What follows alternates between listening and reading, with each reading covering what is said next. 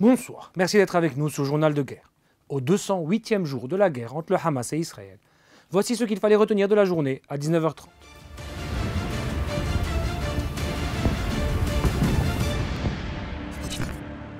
Commençons par la situation à la frontière libano-israélienne.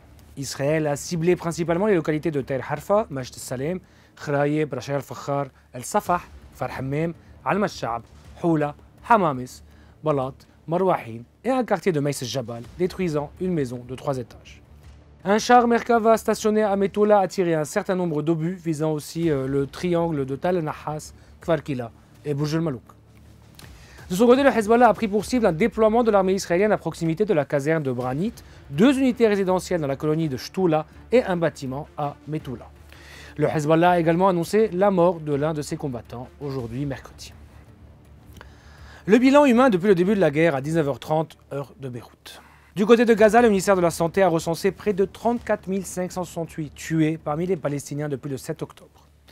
Du côté israélien, approximativement 1200 morts sont toujours officiellement recensés depuis le début du mois de novembre 2023, un chiffre qui n'a toujours pas évolué selon les données officielles, malgré des annonces régulières de soldats tués dans les combats. L'armée israélienne a toutefois annoncé la mort de 263 soldats depuis le début de l'offensive terrestre à Gaza.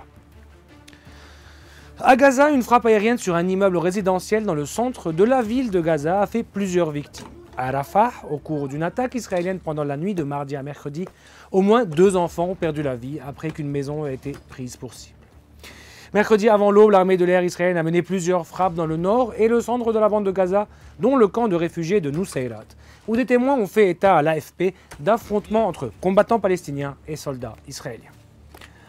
Les bombardements généralisés ont laissé à Gaza, je cite, plus de décombres qu'en Ukraine, fin de citation, a déclaré Mongo Burch, chef du programme de déminage de l'ONU dans les territoires palestiniens, avertissant que les efforts de déblaiement seront entravés par des munitions non explosées et de l'amiante toxique.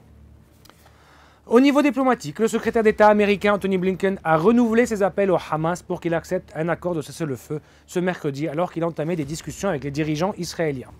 Au cours de sa rencontre de 2h30 avec M. Netanyahou, le Premier ministre israélien, à Jérusalem, M. Blinken a reconnu que les livraisons d'aide avaient augmenté dans la bande de Gaza. Il a indiqué aussi que la libération des otages était, je cite, au cœur de tout ce que nous essayons de faire, fin de citation. Il a réitéré la position claire des États-Unis sur Rafah, a déclaré son porte-parole du département d'État Matthew Miller, soit son opposition et l'opposition de son administration à un assaut.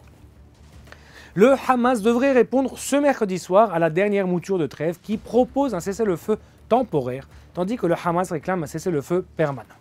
Un responsable israélien a déclaré à l'AFP que le gouvernement attendrait la réponse du Hamas jusqu'à mercredi soir avant de décider de renvoyer ou non ses émissaires dans la capitale égyptienne pour continuer les discussions. Merci de nous avoir suivis sur ICI Beyrouth. On se retrouve demain pour un autre résumé de la situation. Vous pouvez suivre toute l'actualité concernant cette guerre sur notre site www.icibeyrouth.com sous la rubrique Guerre Israël-Hamas ainsi que sur nos réseaux sociaux.